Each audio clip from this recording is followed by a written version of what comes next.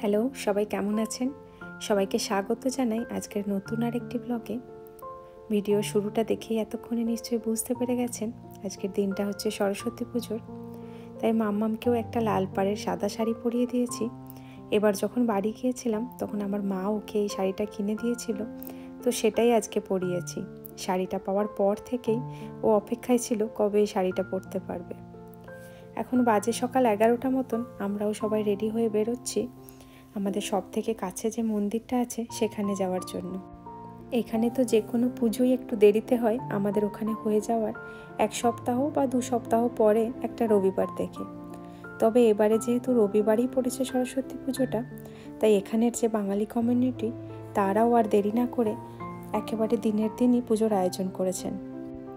ওখানে যাওয়ার আগে আমাদের সামনের যে সুপার মার্কেটটা আছে ওখান থেকে ওকে বলেছি তুমি একটু ঝটপট একটা ফুলের বুকে তুলে নিয়ে এসো, তারপর আবার আমরা রওনা দেবো।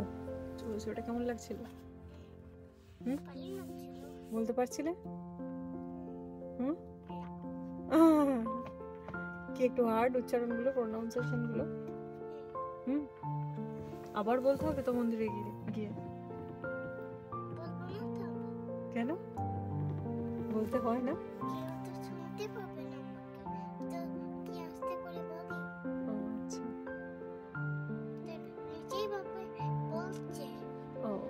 আচ্ছা, এরকম ব্যাপার। এইরকম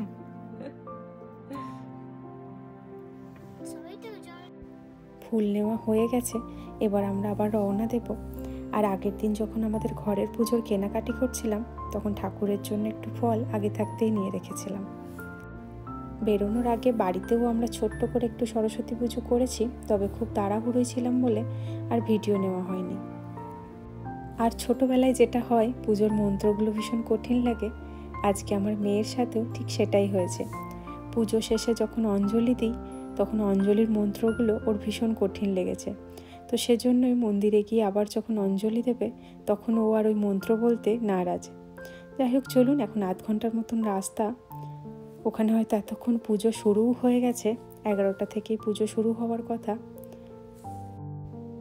এই সব কিছুর মধ্যে আজকের আরও একটা ভালো জিনিস, আজকে বাইরে ঠান্ডাটাও অনেকটা কম আছে। এই জায়গাটা কি সুন্দর লাগছে দেখুন। এখানে রাস্তার দুপাশে অনেকগুলো ক্রিসমাস ট্রি রয়েছে, মানে ওই পাইন গাছ। এখানে এই পাইন গাছই ঠান্ডার সময় একটু সবুজ হয়ে থাকে, তাছাড়া তো বাকি সব গাছেরই পাতা ঝরে যায়, শুধুমাত্র ডালপালাগুলোই থাকে। তো সেজন্যই এই এতটা রাস্তার মাঝে এই অংশটুকু সবুজ দেখে বেশ ভালো লাগছে। এতক্ষণ ধরে শাড়ি পরে আমার মেয়ে এবার একটু ক্লান্ত হয়ে গেছে, ওর আর কিছুই ভালো লাগছে না, সেই সঙ্গে খিদেও পেয়েছে। সকাল থেকে তো কিছু খাইও নি, বেরোনোর আগে শুধু অল্প একটু শরবত করে দিয়েছিলাম। আমি তো আসার সময় সঙ্গে করে ওর একটা জামাও নিয়ে নিয়েছি, আমি জানি শাড়ি পরে বেশিক্ষণ থাকতে পারবে না। অঞ্জলি দেওয়া হয়ে গেলে তারপর ওকে শাড়িটা চেঞ্জ করিয়ে দেব। দেখুন, কথা বলতে বলতে আমরা আর চলেও এলাম। এখান থেকে আর মাত্র 5 মিনিটের মতন দূরত্ব দেখাচ্ছে, তারপরেই আমরা পৌঁছে যাব।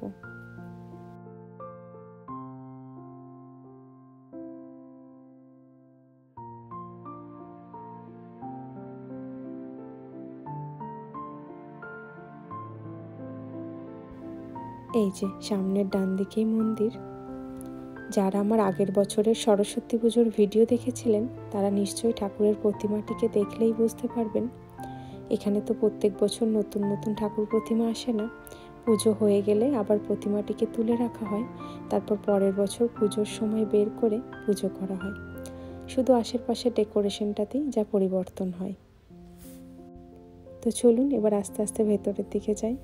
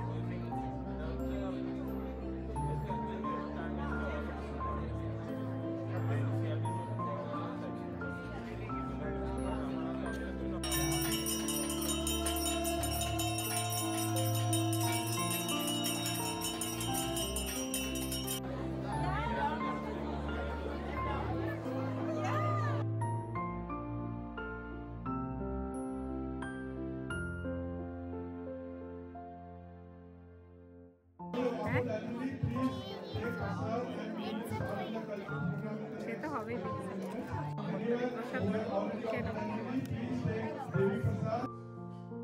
পুজো, অঞ্জলি, তারপর প্রসাদ খাওয়া সব কিছুই হয়ে গেছে। তারপরে এই যে মেয়েকে নিয়ে এসেছি ওর শাড়িটা চেঞ্জ করাবো বলে। তো চেঞ্জ করানোর আগে ওকে বললাম একটুখানি দাঁড়া, তোর একটা দুটো ফটো নিই। তো সেজন্যই ও দাঁড়িয়েছে। তো চলুন এবার চেঞ্জ করিয়ে আবার ভেতরে যাব। এরপরে আবার ছোট্ট করে একটা সাংস্কৃতিক অনুষ্ঠান আছে। তারপর অনুষ্ঠান হয়ে গেলে সবাই মিলে একসাথে ভোগ প্রসাদ খাওয়া।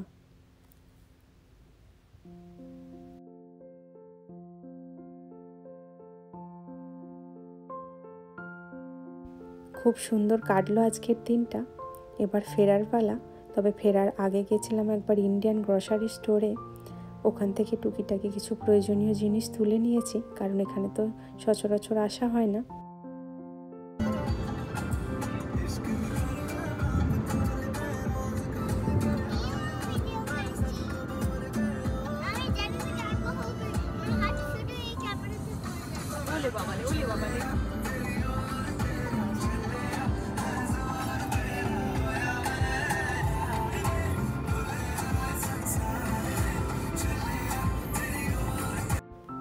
সকাল থেকে ঠান্ডাটা কম থাকলেও আজকের আকাশটা খুব মেঘলা মেঘলা। চারিদিকটা কীরকম লাগছে দেখুন। পুজো শেষে মনটাও যেমন খারাপ হয়ে যায়, আজকের ওয়েদারটাও ঠিক সেরকমই। আবারও একটা বছরের অপেক্ষা। যাই হোক, চলুন ভিডিওটাও আজ এই পর্যন্তই। আজকের ভিডিও কেমন লাগলো একটা কমেন্টে জানাবেন। ভালো লাগলে একটা লাইক করে দেবেন। দেখা হবে পরের ভিডিও নিয়ে। সবাই ভালো থাকবেন, সাবধানে থাকবেন।